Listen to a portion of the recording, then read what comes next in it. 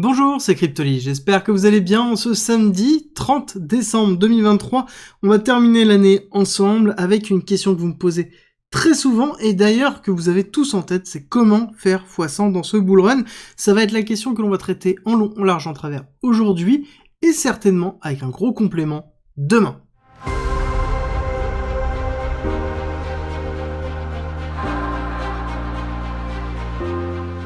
Comment faire x100 dans un bull run? Ça, c'est vraiment la question qui est la plus importante, qui reste en tête de beaucoup de personnes, et c'est un peu limite le rêve de tous, le rêve de faire des gros multiples. Pour plusieurs raisons, pour avoir la liberté financière, pour tout simplement se faire un gros cadeau derrière, ou pour pouvoir acheter une maison, ou pour tout simplement changer de paradigme, c'est-à-dire passer dans une autre classe d'actifs, générer suffisamment de revenus pour justement passer sur l'étape suivante. Et c'est un petit peu la raison et le pourquoi je fais cette vidéo-là, parce que c'est pour vous donner les clés pour comprendre comment faire un x100 dans un bull run. Il va y avoir une partie qui va être sur les cryptos, une partie qui va être plus psycho, et aussi en même temps la compréhension générale de comment faire un x100, parce qu'en fait, c'est somme toute relativement facile, il faut juste comprendre les risques et comment gérer sa gestion du risque par rapport à tout ça, et comprendre que ce n'est pas tant le multiple qui importe, mais c'est vraiment la finalité.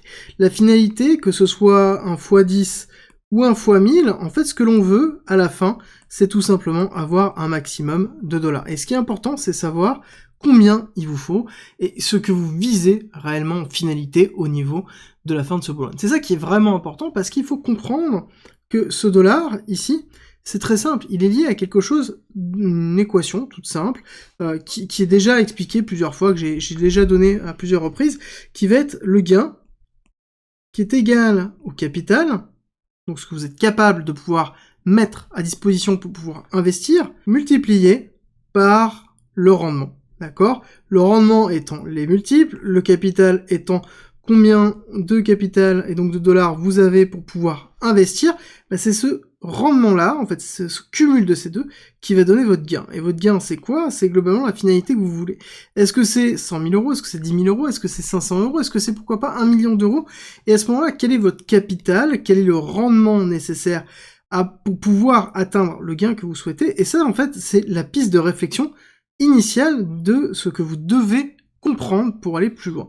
Et il faut même aller encore plus loin. Il y a toute une partie psychologique qui va rentrer dans cette réflexion. Il faut assimiler que quelqu'un qui aura un capital de 10 000 euros et quelqu'un qui aura un capital de 1 million d'euros ne vont pas avoir la même psychologie, ne vont pas avoir la même gestion des risques. D'accord? C'est toujours le même principe.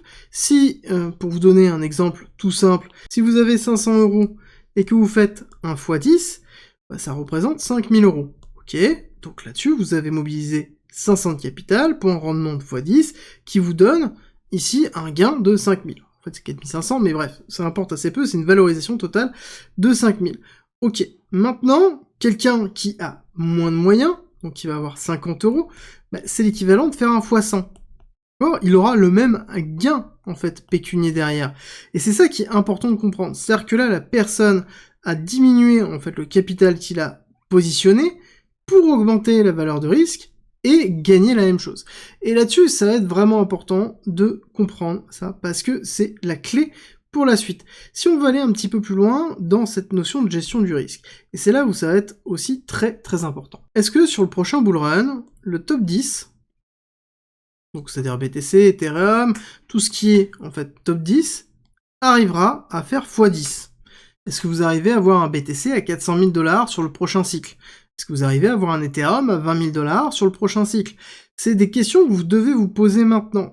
Clairement, je vous avoue que déjà, si on est plus sur une notion de x3, on va y arriver, x3 ou x5, en fonction des différents actifs qui se trouvent dans le top 10, on a déjà une très belle valorisation. Donc ça sous-entend que là, très simplement, il suffit d'avoir du capital pour assurer un rendement qui va permettre de pouvoir directement sortir un maximum de gains, parce qu'on aura fait un x3, x5 sur une dose de risque qui est minime. Alors, minime, tout est relatif, qui est minime par rapport à l'ensemble des cryptos. Par contre, si on veut aller chercher du x10 déjà de base, ça sous-entend qu'on doit aller chercher au moins dans le top 50 des cryptos, voire potentiellement dans le top 100. D'accord ? Donc déjà, ça sous-entend que là on va chercher des market cap qui sont ce qu'on appelle, pas des small market cap, mais des middle market cap, donc soit des big, soit des middle market cap, mais donc ça veut dire que là on va chercher des cryptos qui, derrière, ont déjà plus de risques, n'ont pas encore explosé, ou ont explosé une première fois, mais en l'occurrence n'ont pas réussi à faire de nouveaux ATH, c'est en fait la typologie dans laquelle on va rentrer, on va augmenter la part de risque. Et là-dessus, c'est le même principe. Beaucoup de personnes disent oui, mais à ce moment-là, il suffit de disséquer son capital en petits bouts et d'aller chercher des éléments risqués.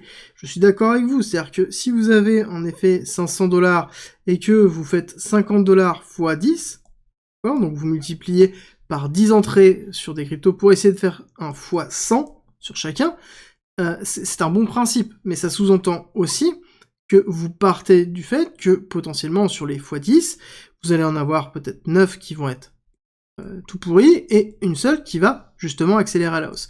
Et la question, elle est la seule qui va accélérer à la hausse. Le but, en fait, de maximiser ce rendement-là, parce que si on regarde si j'en ai qu'une seule sur les 10 qui fonctionne et que je suis en x 100, ça sous-entend que j'ai juste fait x 10. D'accord ? Donc il suffisait de prendre 500, d'aller chercher quelque chose qui est moins risqué, et de faire x 10. Donc on est exactement dans la même typologie. Et c'est pour ça que, là-dessus, le ratio de rentabilisation lié à ça, il est lié à quelque chose de très important. Bah c'est simple, c'est pour pouvoir arriver à gagner du rendement avec un éclatement de votre capital de ce style-là, ça sous-entend que vous devez avoir au moins 2 sur 10 crypto pour arriver à faire un x 20. D'accord ?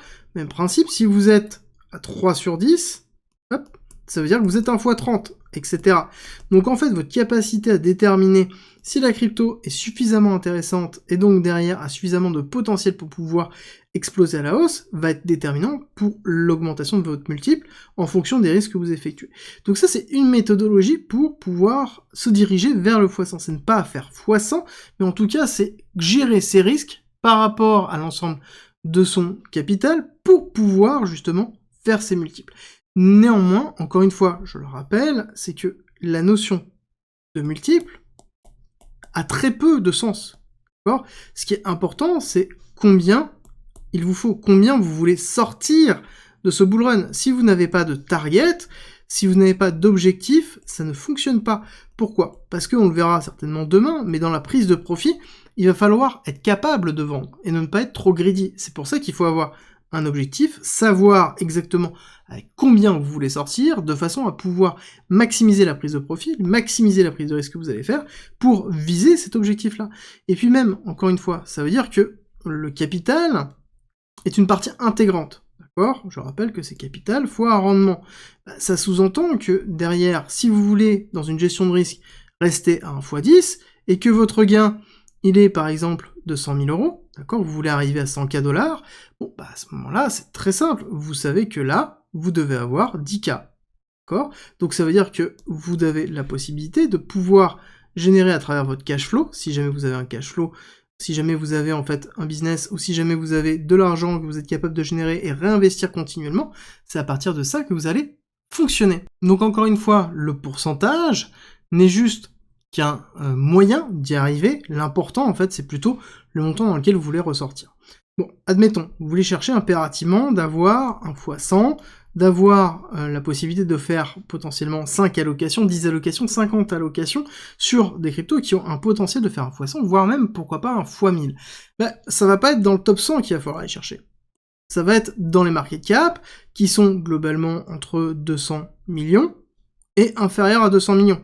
Plus vous êtes dans une market cap qui est faible, plus vous avez une marge de progression.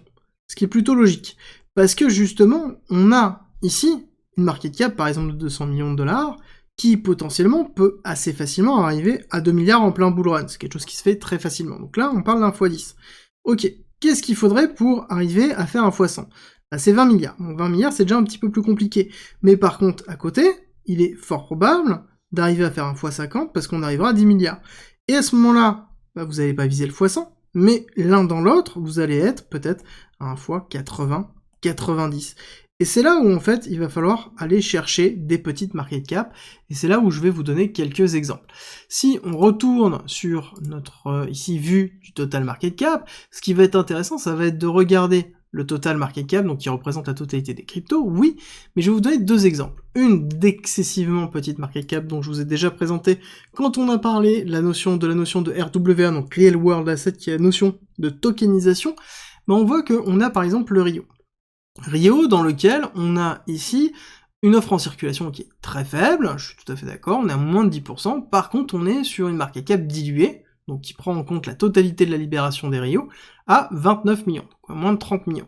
Comprenez bien que là, quand on voit en fait une schématique comme ça sous-entend que le fait d'arriver à 300 millions fait un x10, le fait d'arriver à 3 milliards fait un x100, sur quelque chose qui est lié au RWA. Ça c'est un exemple concret, en fait, de cryptos qui sont donnés à plusieurs reprises, que j'ai donné, que ce soit directement sur le Discord, que ce soit autour des vidéos.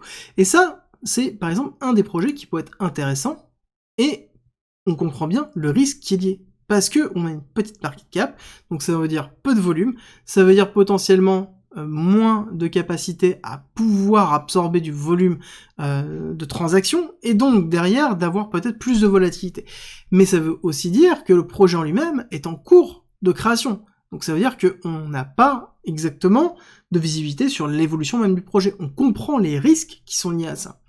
Autre exemple, on pourrait prendre un exemple qui est un petit peu plus, un peu moins fort, qui pourrait être encore, dans lequel on a 177, on va dire 200 millions de market cap dilués, dans lequel on a une max supply qui est en circulation à 100%, qui s'inscrit dans l'infrastructure décentralisée, donc qui peut être aussi un narratif pour l'année suivante, et dans lequel on est dans un market cap qui est à moins de 200 millions. 200 millions, ça veut dire que déjà, 1 x 10, on est à 2 milliards, 1 x 50, 10 milliards. Si votre objectif, c'est vraiment de ne pas asseoir, en fait, tout simplement, votre risque, et donc d'aller chercher du risque pour aller chercher vraiment du rendement, vous ne devez pas acheter de BTC, vous ne devez pas acheter d'Ethereum. Si votre but, c'est vraiment faire uniquement, purement et structurellement du rendement, bah à ce moment-là, il faut aller chercher des petites market cap qui ont une capacité d'évolution au moins 2 x 10 pour maximiser vos gains. Quelqu'un qui va avoir beaucoup de capital ne va pas prendre autant de risques que vous et va avoir un portefeuille qui va être beaucoup plus conservateur, qui va être beaucoup moins dégène, parce que justement, il a suffisamment de capital pour générer suffisamment de rendement, suffisamment de gains avec le capital qu'il a. Donc il peut se permettre d'avoir un rendement plus faible, donc moins de risques, et à côté pouvoir structurer plus de capital et donc plus de gains derrière. Pour vous donner un ordre d'idée, vous avez CoinMarketCap qui est très bien, il suffit simplement d'ajouter un filtre, de mettre market cap ici et rentrer en fait les market cap qui vous intéressent, de 10 millions par exemple à 500 millions, faites apply, et ça vous donne une liste de 900 cryptos, je crois, quelque chose comme ça, on doit être pas loin, donc 9 pages, 200 cryptos, donc on est dans beaucoup de cryptos à analyser pour voir est-ce que c'est intéressant, pas intéressant, jusqu'où on peut monter, parce que c'est le même principe, il faut comprendre que derrière, il y a le tokenomics qui rentre en compte, est-ce que c'est quelque chose qui est déflationniste, inflationniste, est-ce qu'on a une véritable valeur à avoir ce token, est-ce que le token en lui-même concentre cette valeur, jusqu'où elle le concentre, jusqu'où elle peut aller, et c'est là où en fait la notion de market cap et la notion de l'analyse de projet va être important. Alors, avec tout ce que je viens de vous dire, vous avez normalement toutes les clés. Si jamais, malheureusement, ce n'est toujours pas suffisant, n'oubliez pas que vous avez ma stratégie d'investissement qui est mise à disposition gratuitement en commentaire en description, et si vous voulez en aller encore plus loin, il y a la formation à travers le parcours pédagogique qui est mis à disposition aussi gratuitement grâce à un financement d'un de nos partenaires qui vous permet d'avoir en fait toutes les bases pour faire de l'analyse technique, de l'investissement, du trading et gérer la psychologie du bull run, parce que ça va être vraiment très compliqué. Et si vous n'avez pas le temps d'analyser chacune des cryptos et que vous ne voulez pas louper des bonnes opportunités, bah nous avons un groupe privé qui permet justement d'avoir accès à toutes les analyses que l'on effectue et à toutes les positions que l'on rentre, de façon à ce que vous ayez justement le maximum d'informations pour profiter à fond de ce bull run. Tout est en commentaire et en description, et on se retrouve demain pour parler de quelque chose de très important qui va être la prise de profit. Vous avez été nombreux à me le demander, comment gérer une prise de profit, jusqu'où on peut aller, comment on setup ça, parce que globalement, le rendement que vous allez faire sur le bull run, bah si vous ne prenez pas de profit, vous n'aurez pas de rendement. Et ça, c'est vraiment la clé du succès. J'espère que cette vidéo vous a plu. Si c'est le cas, n'oubliez pas de me laisser un like et un commentaire, ça me fait toujours très plaisir de vous lire, et on se retrouve demain, du coup, sur la vidéo de la prise de profit.